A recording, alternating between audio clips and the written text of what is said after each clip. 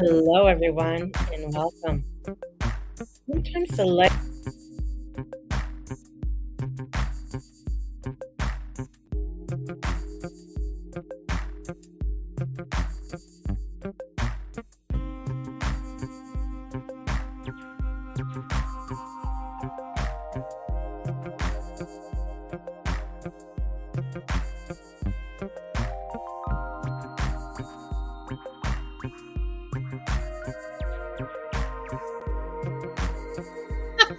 I pressed a button and then I disappeared.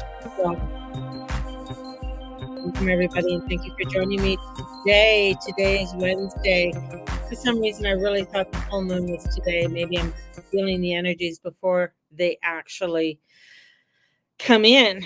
But moon is the moon is going to be entering in later on today. It's pretty crazy. The UK just announced that they're going to have an early election. I just have to throw that out. I found that very interesting. Um, but we're going to go back to the astrology. I find it okay. Lots of things I find interesting, just to say. But the moon is just at the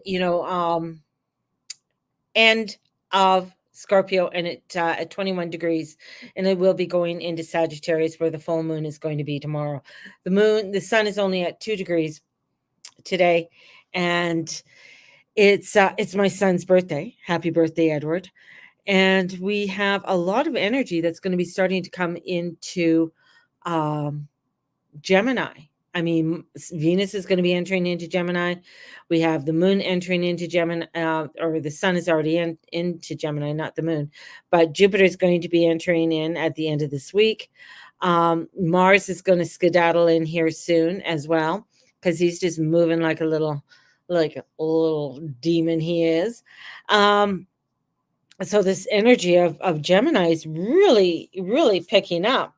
And I'm finding like I'm eager. Like this is energy is about eager, about new ways, learning new ways, finding life source, keeping it simple though, because that's what Geminis do.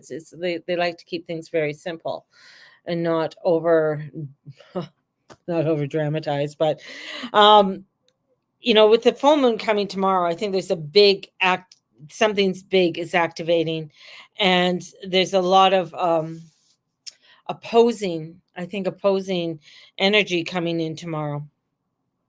And with this, so we need to keep it as simple as possible and keep things as um well, not neutral, but just keeping things just very not overreactive with it, not overreacting with it, and letting go of what we are caught up with mentally, with this energy as it's coming through.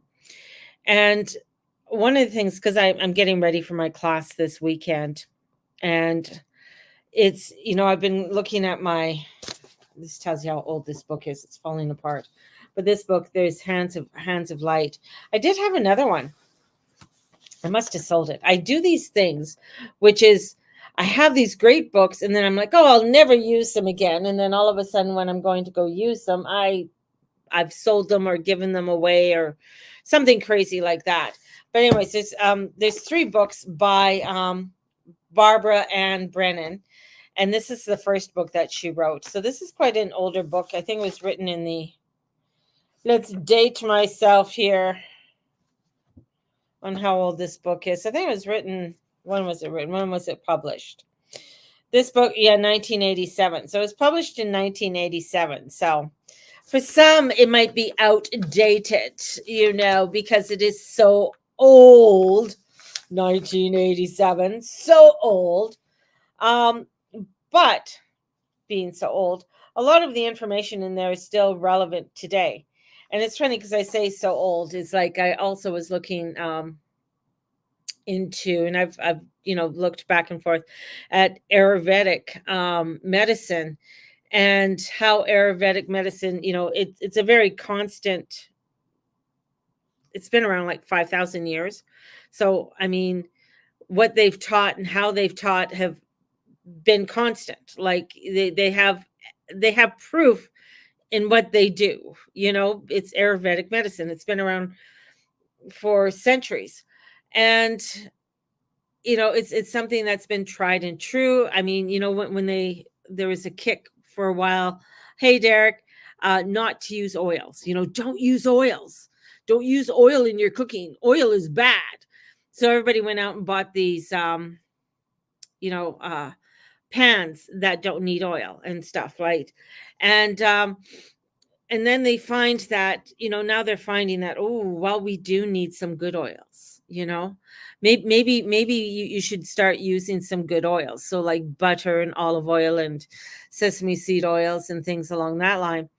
And or ghee. Ghee's fabulous, to use ghee in your cooking as well. And they're finding that you need it for your heart health, right?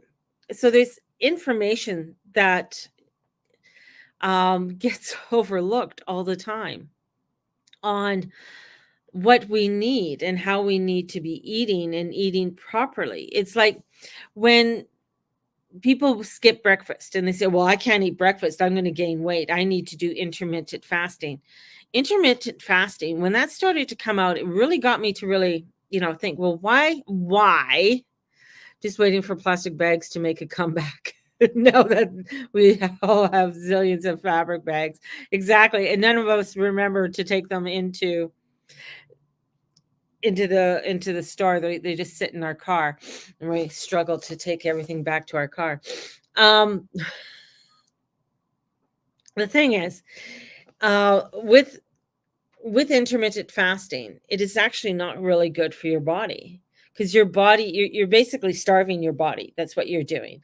And people are like, yeah, I lose weight. Yeah, of course you're losing weight, because you're starving your body. The thing is that when you wake up in the morning after you've slept all night and the sun is rising, when the sun is up, that is when your digestion is ripe. That's when it's ready to go. So it's good to have a moderate meal, when you wake up, something that's moderate. When the sun is high in the sky, that's when you have your largest meal, right? Because that's when your digestion is at the best. And it's always good to eat before sunrise or sunset, because you still, but a smaller meal. So having a smaller meal in the evening. Now, in Ayurvedic medicine, they've been doing this for 5,000 years. It's like doctors are now saying, well, maybe after you eat, you should go for a walk.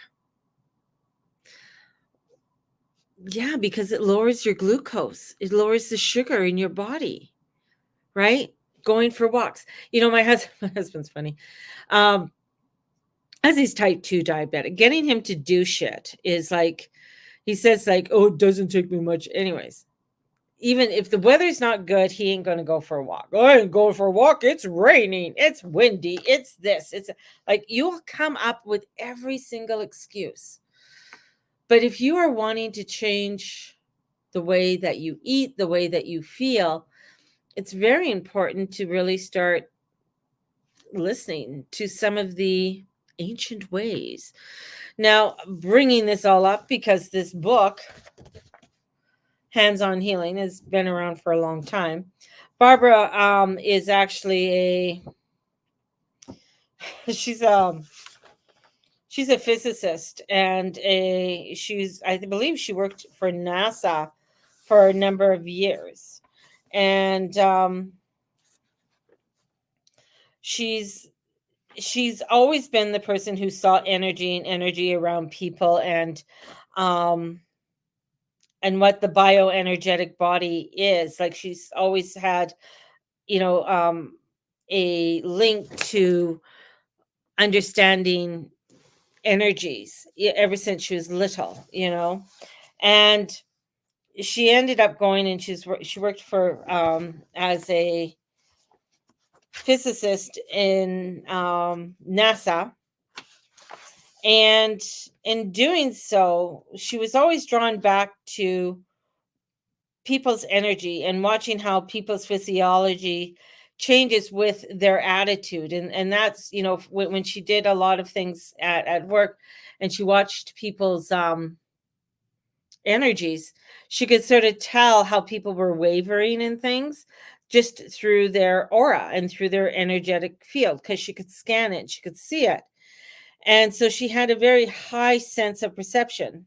And and she could sort of see when people had sort of abnormal um anomalies within the body, and she'd mention to people, or she'd mention to one of her coworkers, oh, have you had a bad period, or you're having problems, or something, or their period come up, and because girls talk about periods, well, yeah, yeah, oh, I just had a sense, or just had a feeling. And most of the time women just, oh, okay, you know sort of, don't read into it too much. But she could see things, through it. And understanding the physiology, like there's so much to the human body, there's so much to health that we don't really, we're really quick to jump on a bandwagon to make us well. It's like all of this information that comes in about, oh, you shouldn't use this oil, you shouldn't use that oil, or eggs are bad for you. Like I remember they used to tell growing up that, oh, you shouldn't eat eggs, or you should only eat, don't eat the whole egg, only eat the egg whites. Don't eat bacon. Don't eat, you know, all of these things that, all of a sudden this new trend would come out for a while, and then it fades away, and then they find out, oh, I guess we were wrong. And the thing is, that's why it's very important to go back to what's tried and true. Go back to, what is, the truth of food and food health. And Hippocrates even said, I mean, if your food is medicine. Food is medicine. What we eat, what we intake, how we eat it, how we intake it, how we embrace it is so, so important.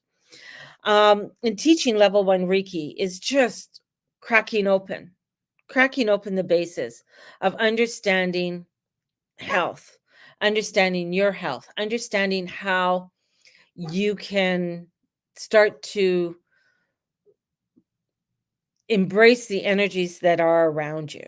And one of the things is that, as a becoming a healer, is understanding the methods, the anatomy, the physiology, and the massage techniques, understanding different things of how the body flows, what the body's intaking, everything, when something new comes in, especially when it comes to healing and that, um I'm sort of like hesitant because I want to know if it's tried and true. How long's it been around? And various, healthcare methods have been around, but knowing how the body works and the anatomy works, and knowing and understanding our ebb and flow of the body is very important. And I think getting your level one Reiki is really helps you to step into that and bring in and start to build the bridge. Through that will come other information, other structures, along with that. And this is going to bring in various types of healing and different healing modalities. Uh, with when we start to look at how our chakras work, and the energies of our chakras, and how we intake the energies through the chakras, and how we release energies through the chakras, we start to understand, energies of the food, how food feels. Does this feel right for me? Doesn't it feel right for me? And starting to trust in that. In our world, we get so hung up, and we've seen this in the past 4.5 years. We get so hung up on what others, I mean, this is like huge, what others are thinking, how others think about us. Am I going to be accepted? Can I do this? Can I do that? And here we're going back to understanding something that, even with Ayurvedic over 5,000 years, it's like, here's something that's tried and true. One of the things when I studied Ayurvedic just briefly, there was a guru who came over here to North America, and he was sent over here to start to study how Western civilization is, and how Ayurvedic medicine could be integrated. And one of the things is that he was taking the pulse, and that's one of the things is that they take the pulse and to see what your pulse rate is. And he was taking the pulse rate of quite a few young people, you like mainly young men. And he kept finding, it's like, man, I've never like the pulse rate is like extremely high. And he was going back and he was talking to his teacher and he said, this is the pulse rate that I'm seeing and this is what it is on average. And he goes, it's just extremely high. He goes, I've never, it's so different from what we have witnessed in our hospitals and in my practice back home. And he was like, the doctor, his teacher's like, yeah, this is extremely high. How can people function at such a high rate of energy at a constant rate? Now, this is several years ago. Like I'm talking about over 20 years ago when I was doing this. And his teacher went back and he goes, I got to go back and I got to do some research on this rate that you keep seeing within he found it mainly in men, so mainly in men, but he did find it in women as well. And it was usually of people of the age, I would say about the age of 18 and older, and finding this high rate. So as his teacher went through and he did his research, he found it, and it was like over 1,000 years ago when somebody was struck by lightning and the person lived, and they did the heart rate, and that heart rate of that person, of the pulse rate, was extremely high. And the only time they found it is when somebody was struck from lightning and lived. And he goes, people are going around as if they've been struck by lightning and walking around. So our whole Western society is vibrating at such not a positive rate of high vibration, but a vibration like they've been struck by lightning. They gotta go, and this constant energy is going through us and running through us all the time. Think of what it's doing to us. Think about, as soon as we sit down and we try and relax, our mind is like, oh no, I got to do this. I got to, I got to have a device in my hand. I got to see what's TikTok. We got to come back into the slowness. We got to come back into the centeredness. And I find that what is happening is that we have moved away from a practice of healing and coming into a practice of health and balance. And if you want to have a spiritual practice, part of the spiritual practice is coming in and developing a practice that allows for you to come into this place of healing.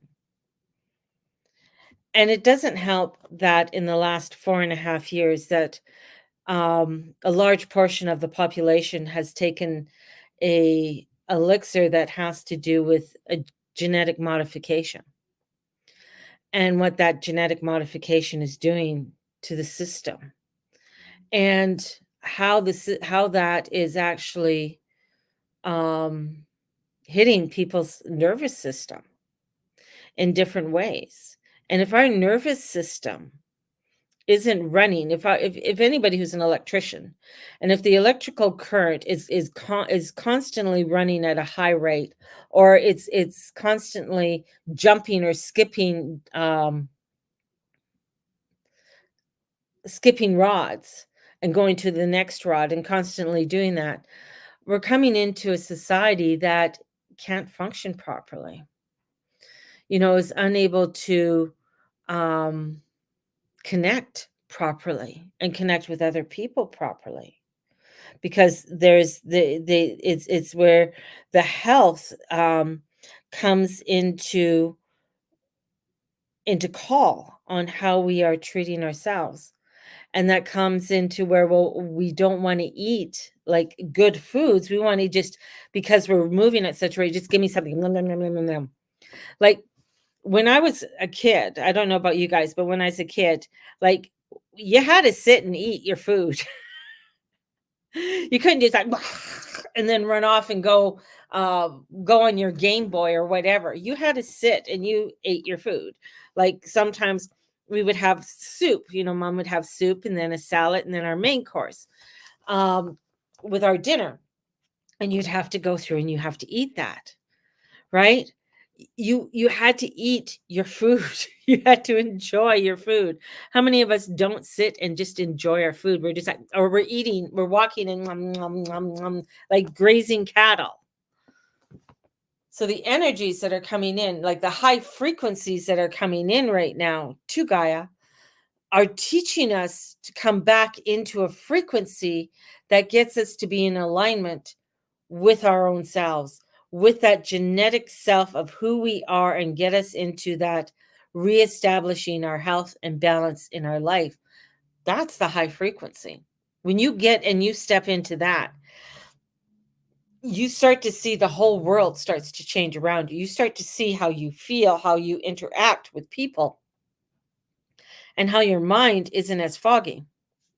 So this is, this is bringing in, we're coming into a place of clarity, coming into a place where we are able to connect on a more loving and caring way when we start to really look at how our energetic field and how our frequencies can be distorted so easily by our connections with those around us and by the food and the things that we intake. Cool, huh? I mean, I think it's something that we all know, but you know, this is where it's, our life force energy. It's to receive it. And are you ready to receive this life force energy? Especially as we are going to be going into a beautiful full moon in Sagittarius. Lots of changes there. The Sagittarius moon. It's really getting us to reach higher than we've reached before and move towards something that is more wholesome and something that is more connective than we've have had in a long, long time. So let's pull some cards. And if you are interested in joining me this weekend, level 1 Reiki. And level 1 Reiki, we're just opening the door. Level 1 Reiki, you are not you're with Usui Reiki, you're not a practitioner until level 2. So level 1 is just opening the door and getting you used to the energies. And that's what I feel people have to get back into, is to get back used to these frequencies so that they can, allow for the energies to run through them.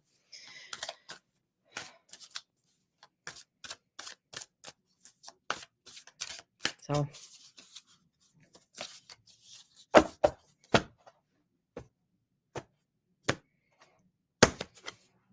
ha, the tower. The tower comes in. What can I say? That's explanational. That's just like, it's the tower. Things are crumbling around us.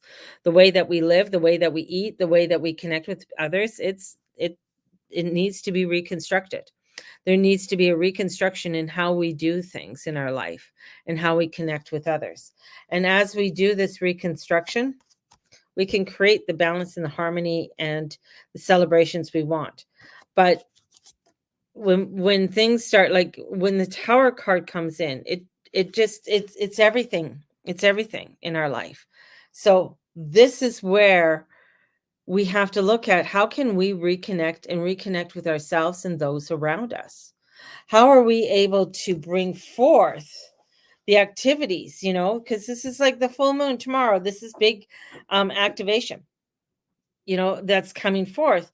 And with, with the sun going, the sun is trining over to Pluto. So there's some, this activation of energy, but Pluto's also saying, how are you activating this? How are you integrating these new frequencies in your body? And with that's going to cause disruption, right? And you have the 4 of, I'm looking for my little question book. The 4 of Wands. I can't even talk today. I just think I got a reading in a few minutes. So the 4 of Wands comes in. So it's asking you how you can connect with other people. How are you connecting with those around you? As things are going tits up. How are things going tits up? This is like, coming back into to understanding, how am I connecting? How am I embracing? The Tower card is Mars, hematite, peronite, and serpentine are the ones to grab hold of. This is looking at, things being flipped upside. Without the dark, there is no light. They has to go through this darkness, and that's what we're entering into, this darkness. And it's going to give us, it's going to start us to begin to trust our own intuition, trust our own divineness, our spirituality, that connection with the divine, and allow for the Holy Spirit to come forth, right? And allow for that to happen. But the thing is that the Tower card is going to come in, and it's going to disrupt things in our life in different ways. And health is a huge one. Health is a huge one that's coming in very strongly. And even for me, getting in more information, that even different clients that are coming in, clients that I haven't seen in over 15 years are calling me up, and they're talking to me about health. They're asking me about health. They're asking me questions about Ayurvedic. They're asking me questions about how is astrology affecting my life and my health. And the health and astrology are huge. It's a whole nother area. And bringing that health and that energy into our alignment is a big piece to how we step forward. With Jupiter coming into Gemini, it's a lot of mental illness is going to come through. And if you're not mentally sound, you're not physically sound. So how is that all connected, and how is that connection coming forth with everything? So number one, I would tell people, one, you need your breakfast, right? You need breakfast, you need your lunch, and you need your dinner. Looking at nutritional snacks and looking at things that are good for you, right? Things that are good for you. And looking at how you can connect with all of that, right? Because how the energies, even with the sun, because the sun helps with the digestion. It's not good to eat after sunset. Your digestion goes down. It's harder for you to digest food. When the sun is up and bright, that's when you can partake and really allow for the food, and good foods, right? It's very, very important. Or if I'm not mental, right? I think I need to check my heart. Can't tell if it's my asthma or my heart. Or, yeah, looking at your surroundings. I'd say start looking at your surroundings. Has a lot to do with it. Heart health. Yeah, heart health is a huge one. A huge one. It's funny because a lot of medications, like for Steve, it's funny, he stopped taking a medication and he feels 100% better. And it was one that was making him sick. So, not everything, again, not everything that they say is good for you. But anyways, I was going to bring something up on heart health, but not at this time, because I got to go, people. So have a blessed day. If you are wanting to join me this weekend, definitely, let's get going, and let's get going with these energies and start stepping into the energies. Have a great day. May the Lord and Lady watch over and bless each and every one of you, and all that you say and all that you be and all you do. Blessed be everybody. And we'll talk to you later. Bye-bye.